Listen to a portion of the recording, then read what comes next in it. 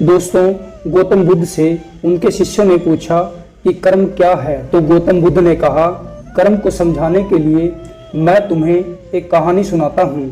एक बार राजा अपने मंत्री के साथ अपने राज्य का भ्रमण करने के लिए निकला और जब वो भ्रमण कर रहा था तो एक दुकान के पास रुका और अचानक उसके मन में विचार आया कि इस दुकानदार की हत्या कर दूं या इसे फांसी पर चढ़ा दूं। राजा ने तुरंत अपने मंत्री को कहा कि मंत्री, पता नहीं क्यों मुझे इसे फांसी देने का मन कर रहा है या इसे यहीं मारने का मन कर रहा है। तो मंत्री ने कारण जानना चाहा तो इतने में राजा आगे चल दिया।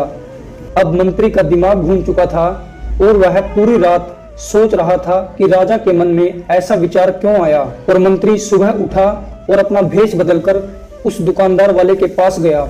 उस दुकानदार वाले का चंदन की लकड़ी बेचने का काम था। मंत्री दुकान पर आया, दुकानदार से पूछा, आपका काम कैसा चल रहा है? तभी दुकानदार बोला कि दुकान का बुरा हाल है, लोग आते हैं पर चंदन को सूंघकर चले जाते हैं, प्रशंसा भी करते हैं पर खरीदते नहीं।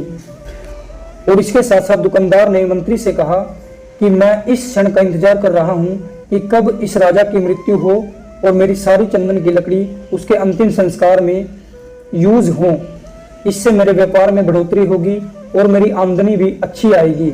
मंत्री तुरंत समझ गया कि यही वो विचार है जिसके कारण राजा नेगेटिव हो गया था या जिसके कारण राजा को गुस्सा आया और इस दुकानदार को फांसी देने का विचार आया। अब मंत्री के दिमाग में एक आइडिया आया।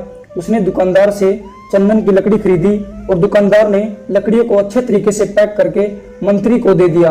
अब मंत्री सीधा राजा के दरबार में गया और राजा जी को बोला कि हे महाराज, उस दुकानदार ने आपके लिए चंदन की लकड़ी भेजी है।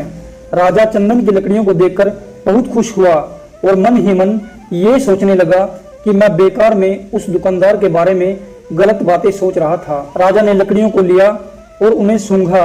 उन लकड़ियों से मनमोहक खुशबू आ रही थी। राजा बहुत प्रसन्न हुआ और राजा ने मंत्री को तुरंत 100 सोने के सिक्के दिए और बोला कि जाओ उस दुकानदार वाले को भेंट में देके आओ। अब मंत्री सीधा दुकानदार के पास आया और दुकानदार को बोला कि राजा ने तुम्हारी लकड़ियों को बहुत ज्यादा पसंद किया है और उन्होंने तुम्हारे लिए 100 सोने के सिक्के दान में दिए हैं। सोने के सिक्के पाकर दुकानदार बहुत खुश हुआ और मन ही मन शर्मिंदा हो गया कि मैं राजा के बारे में कितना गलत विचार कर रहा था कि राजा की मृत्यु हो जाए।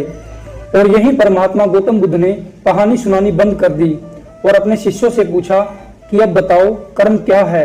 तो शिष्यों ने कहा कि हमारे विचार ही हमारे कर्म हैं, हमारे शब्द ही हमारे कर्म हैं, हमारी भावनाएं ही हमारे कर्म हैं।